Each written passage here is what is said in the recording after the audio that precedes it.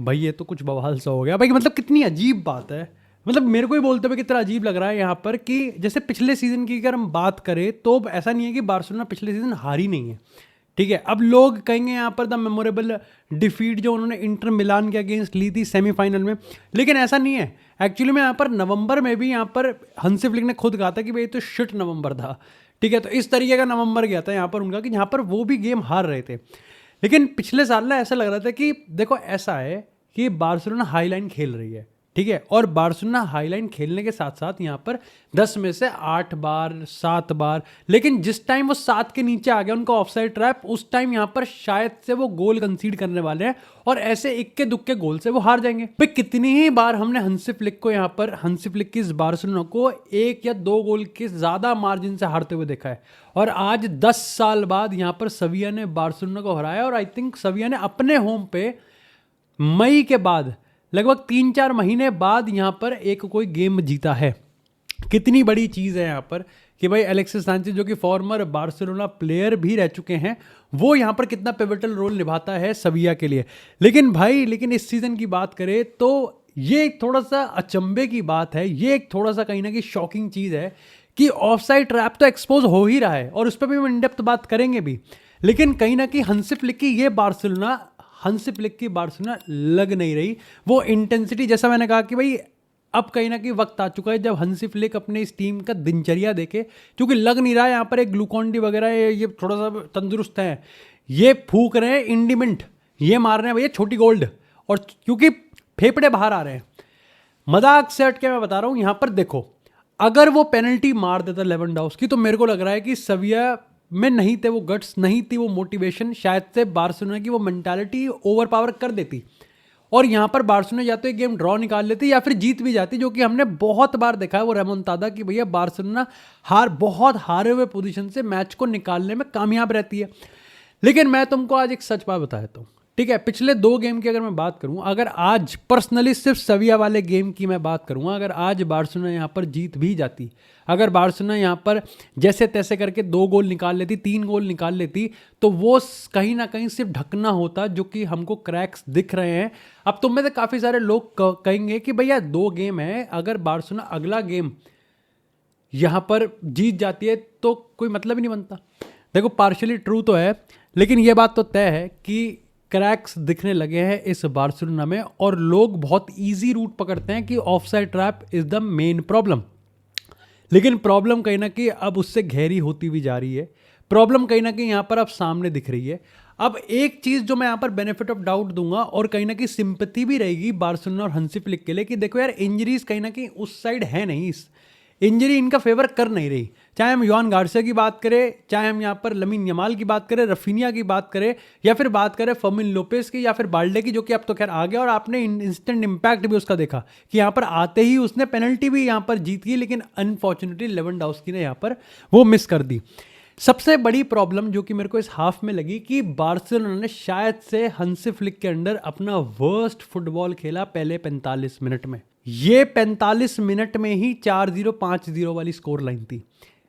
Eventually यहाँ पर penalty मिली यहाँ पर सविया को, फिर उन्होंने दूसरा गोल मारा, लेकिन उन्होंने इतने चांसेस बनाए, उन्होंने इतने चांसेस मिस करे और बार्सिलोना लग नहीं रही थी, ना ही वो पासिंग निकल रही, ना ही वो प्रेसिंग निकल रही, और एक भी डुअल जो यहाँ पर कोई जीतता हुआ दिख रहा हो। आई थिंक मेरे ख्याल से यहाँ पर पिछले सीजन की कहानी थी कि अगर आप इस ऑफसाइड ट्रैप को बीट कर दो तो यहाँ पर आप इस बार्सिलोना को हरा सकते हो, और उसके चक्कर में इतने बेट हुए हैं यहाँ पर, रियल मैड्रिड को बेट करा बार्सिलोना ने और फिर चीथड़े तो उड़ाए उनके। लेकिन फिर धीरे धीरे वो चीज़ इस चीज़ पर टर्न हुई कि अगर आप यहाँ पर सेकंड मैन रन को बनाओगे तो बार्सिलोना के इस ऑफसाइड ट्रैप को निकाला जा सकता है, और कुछ टीमें सक्सेसफुल भी हुई, चाहे हम राय वायोकानो की बात करें या फिर आई थिंक लेवांते थे, एक और टीम थी मयोर्का पता नहीं कोई थी, जिन्होंने यहाँ पर सेकंड मैन रन करके कि भैया विंग पे आप निकालो और मिडफील्ड से कोई एक शैडो रन निकालेगा और फिर आप सिंपल 1v1 में आओगे। फिर वो चीज़ बढ़ के इस पे आई कि भैया अब एक काम करते हैं, आप लोग अपने स्ट्राइकर को ऑफ साइड पोजिशन पर डाल दो और यहाँ पर विंग पे गो थ्रू करवा दो, इससे यहाँ पर सिंपल एक टैप इन बनेगा। इसका रीसेंट एग्जांपल तुमको मैं देता हूँ, यहाँ पर पीएसजी में गोंसालो रैमोस ने जिस तरीके से वो गोल मारा था। अब चीज़ें जो बन रही है वो है यहाँ पर कि भाई इस ऑफसाइड ट्रैप को तो तोड़ेंगे ही तोड़ेंगे इन 3 की में से किसी भी एक कॉम्बिनेशन को यूज़ करके, लेकिन एक नया पैतरा है कि शायद से इस बार्सिलोना को उनके ही गेम में बीट करना सबसे ज़्यादा आसान है। यहाँ पर अगर आप बार्सिलोना पे हाई प्रेस करोगे और बार्सिलोना का बिल्डअप ही पूरा तोड़ दोगे तो कहीं ना कहीं ये बार्सिलोना शायद से हराई जा सकती है। अगर आप पेड्री और फ्रैंकी डी जॉन्ग को उनका गेम ही नहीं खेलने दोगे, अगर आप यहाँ पर इस बार्सिलोना को वो टेम्पो ही सेट नहीं करने दोगे, तो आप यहाँ पर इस बार्सिलोना को हरा सकते हो। इसी गेम का मैं तुमको अगर गेम स्टेट बताऊं तो जहां मैंने तुमको बताया कि सविया लिटरली 4-5 गोल मार देती, गेम स्टेट इतना खराब चल रहा था, इतना बेहुदा गेम यहाँ पर खेला जा रहा था, ना कोई डुअल्स जीत रहे हैं, ना कोई मदद कर पा रहा है यहाँ पर मिडफील्ड की, ना सेंटर बैक यहाँ पर अपनी चीज़ों को संभाल पा रहे हैं, अपनी लाइंस को संभाल पा रहे हैं। कुंडे यहाँ पर बॉडी हो रहा है, यहाँ पर अगर हम ओराओ की बात करें, अगर हम कुबारसी की बात करें तो बैंग एवरेज गेम निकल रहा है उनकी तरफ से। अगर यहाँ पर लेफ्ट साइड की बात करें तो वो और लॉफ साइडेड दिख रही है, कोई भी यहाँ पर फॉरवर्ड लाइन से कोई प्रेस नहीं है। डैनी ओल्मो अगेन एक स्टिंकर निकलता हुआ दिख रहा है और आप पूरी तरीके से यहाँ पर देख सकते हो कि लमीन यमाल और रफीनिया का वो कितना मिस कर रहे हैं। लोग कहेंगे कि देखो मार्कस रैशफोर्ड इससे ज़्यादा और क्या कर सकता है, लेकिन ये मार्कस रैशफोर्ड से आपकी एक्सपेक्टेशन है। जब वहाँ पर रफीनिया होता है तो वो एक अलग बंदा है, जब लमीन यमाल होता है तो वो एक अलग बंदा है। हम कह सकते हैं कि लमीन यमाल के गोटे is directly proportional to the यहाँ पर पॉइंट्स। गोटे नहीं है, पॉइंट्स नहीं है। गोटों को सलामत रखना पड़ेगा, गोटे सलामत रखे जाएंगे तो पॉइंट बराबर रखे जाएंगे। लेकिन इसी गेम की एक स्टेट की कहानी थी कि जैसे ही सविया ने वो 2 गोल की लीड को अपने होल्ड करने का सोचा, हमें समझ में आ चुका था कि बार्सिलोना जब अपना गेम खेलेगी, यानी कि जितना ज़्यादा पोजीशन बार्सिलोना के पास, उतने रनर्स यहाँ पर बार्सिलोना के पास और उतना सॉल्यूशन यहाँ पर बार्सिलोना के पास, उतने ऑप्शन यहाँ पर बार्सा के पास, और वो उस तरीके से गोल निकाल भी देंगे। चाहे हम बात करें पेड्री के उस ब्यूटीफुल असिस्ट की जिस पर रैशफोर्ड ने एक बैंगर गोल मारा और यहाँ पर सब्स्टिट्यूशंस भी करे थे। मैं कहूँगा कि बहुत हद तक यहाँ पर सेकेंड हाफ बहुत अच्छा खेला, लेकिन वही क्रैक्स फिर से दिखने लगे जैसे ही सविया ने ऊपर चढ़ के गोल मारना स्टार्ट किया।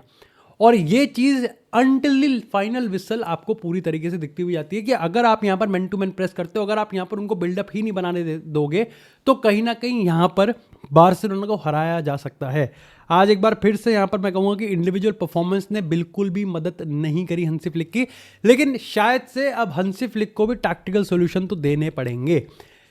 बहुत हद तक प्रॉब्लम सॉल्व हो जाएगी जब यहाँ पर इनके पास प्लेयर आएंगे, लेकिन व्हाट इफ की चलो भगवान ना करे कि अब यही स्टार्टिंग 11 में से कोई और इंजर हो जाए, जैसे अब मार्कस रैशफोर्ड को ऐसे नॉक मिला है या फिर जो भी सिचुएशन है। लेकिन ये चीज़ तो अब हंसी फ्लिक को समझना ही पड़ेगा कि भैया देखो लमीन यमाल और रफीनिया पे हो रही है बहुत डिपेंडेंसी,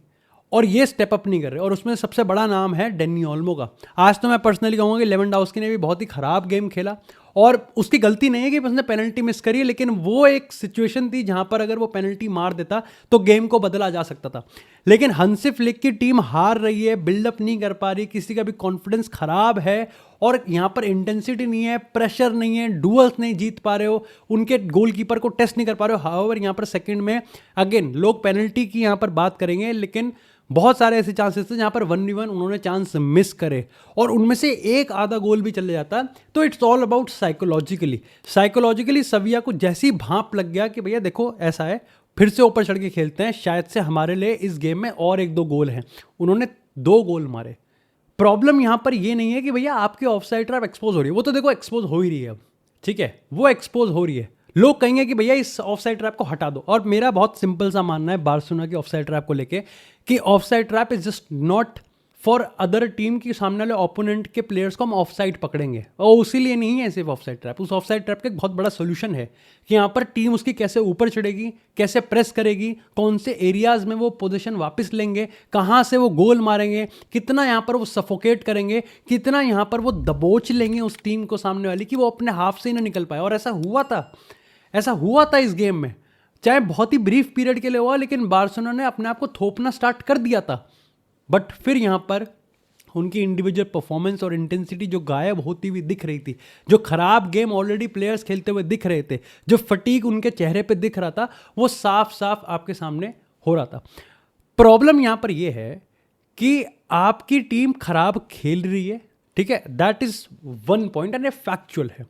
आपकी टीम की ऑफसाइड ट्रैप एक्सपोज हो रही है, ये भी फैक्चुअल है। लेकिन 90th मिनट पे भी आपकी टीम की ऑफ साइड ट्रैप बिल्कुल एक्सपोज हो रही है। ये एक बात तो है ही है, लेकिन ये चीज़ भी इंटरप्रेट करवाता है कि शायद से भैया ये जो डिफेंस लाइन है ये अब अपनी लाइन उस एफिशिएंसी के साथ नहीं संभाल पा रही जैसे पिछले सीजन था। अब क्या हमको यहाँ पर इनिगो मार्टिनेस को याद कर लेना चाहिए, क्योंकि सही बात बताऊँ तो रोनाल्ड अराउजो पे पर्सनली कोई मैं ब्लेम डालूंगा नहीं, चाहे वो कितना ही ख़राब हो या फिर ऐसा हो या फिर वो कहीं ना कहीं थोड़ा सा मठ बुद्धि हो या फिर वो ऑफ साइड ट्रैप लगाने में इतना सक्षम ना हो। लेकिन एक बात तो तय है कि it's not just about Ronald Araujo. Ronald Araujo जिस तरीके से खेल रहा है वो कुबार्सी के गेम को भी मदद नहीं दे रहा। ऐसे में यहाँ पर भैया सीन ये बनता है कि जो ऑफ साइड ट्रैप बिल्कुल भी अनबीटेबल लग रहा था पिछले सीजन तक, आज वो हर एक टीम के लिए एक गोल्डन अपॉर्चुनिटी बन गया है। नॉट बिकॉज कि ये ऑफ साइड ट्रैप ही खराब है, बट आई थिंक उसको इम्प्लीमेंट करने की जो एफिशिएंसी है वो अब कहीं ना कहीं गिरती हुई दिख रही है। अगर सामने वाली team man to man press high कर सकती है, अगर उनके पास ऐसे फॉरवर्ड्स हैं जो कि यहाँ पर क्लिनिकल हो सकते हैं, तो कहीं ना कहीं गेम बनाया जाएगा और यहाँ पर पेला जाएगा। आई थिंक एलेक्सिस सैंचेज ने बहुत अच्छा गेम खेला, मेरे को तो पर्सनली काफ़ी बढ़िया गेम लगा।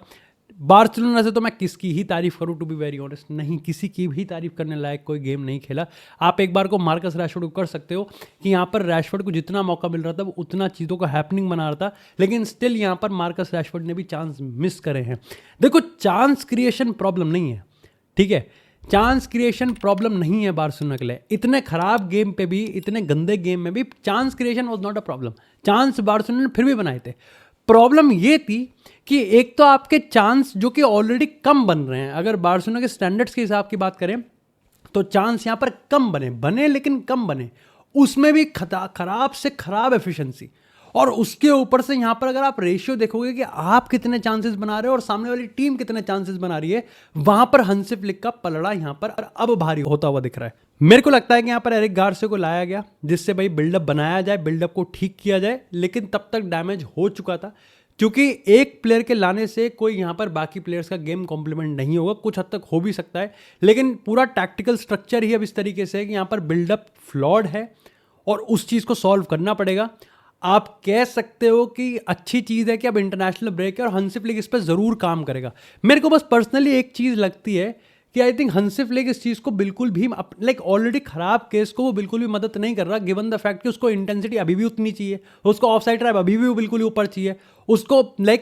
जो केओटिक बॉल है वही वाला चीज़ कि मैं रादर देन 1-0 जीत जाऊँ, मैं 5-4 वाली स्कोर लाइन ही प्रेफर करूँगा।